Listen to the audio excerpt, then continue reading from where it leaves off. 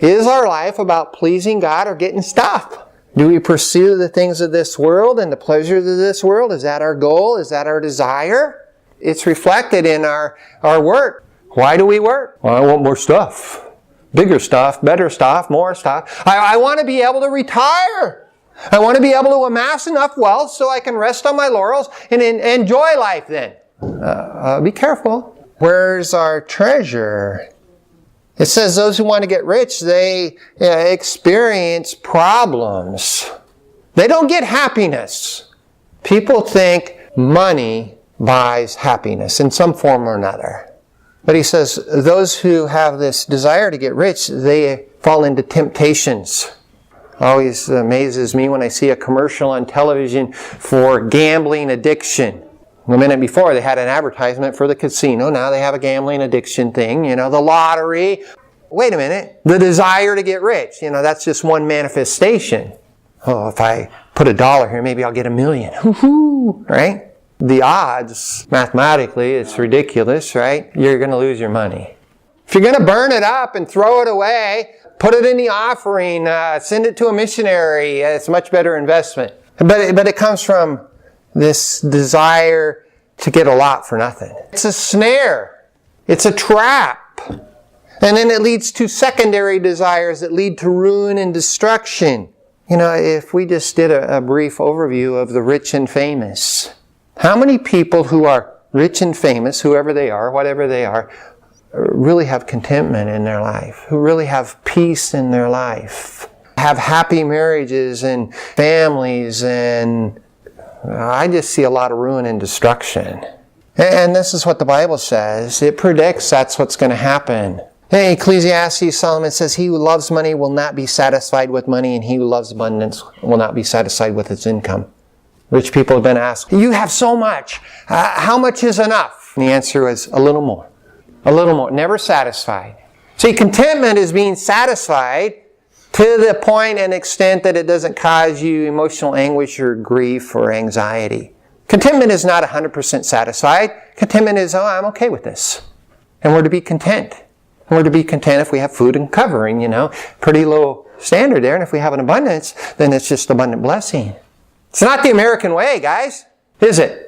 The American way is you work and you get money and you buy something that's just a little bit more than you can afford. And then if you get more, then you buy just a little bit more, a bigger house, a bigger car, a second house, a second car, vacation home, whatever. That's not God's way. God's way is we're to be content with what we have, and if God gives us an abundance, it's okay to enjoy that. It's good to enjoy that. But God gives us that to further His kingdom.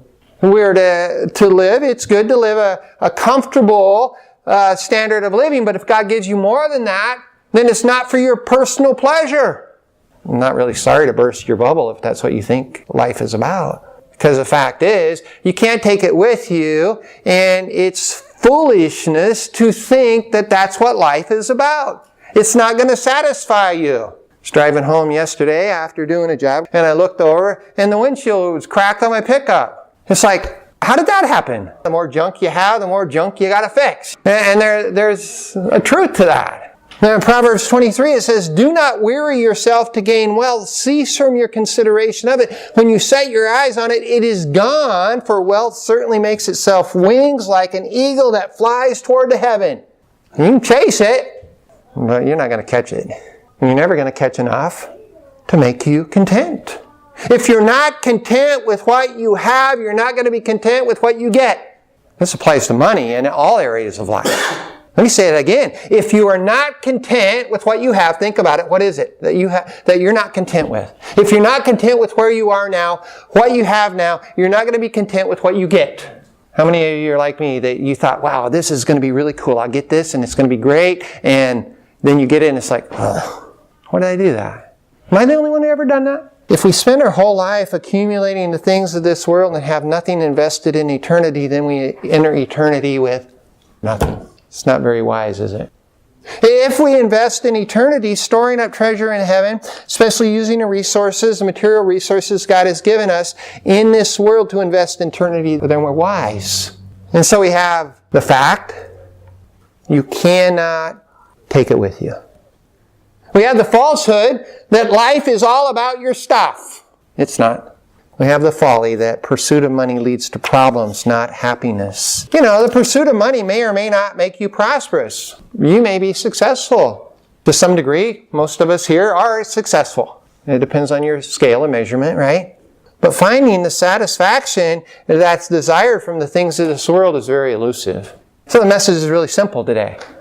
We better believe that we can't take it with us. It's a fact. You can't take it with you. There's a falsehood that's out there that's very prevalent, very appealing to us, but it's foolishness to follow it. We're to flee from those things, and we're to be faithful to God.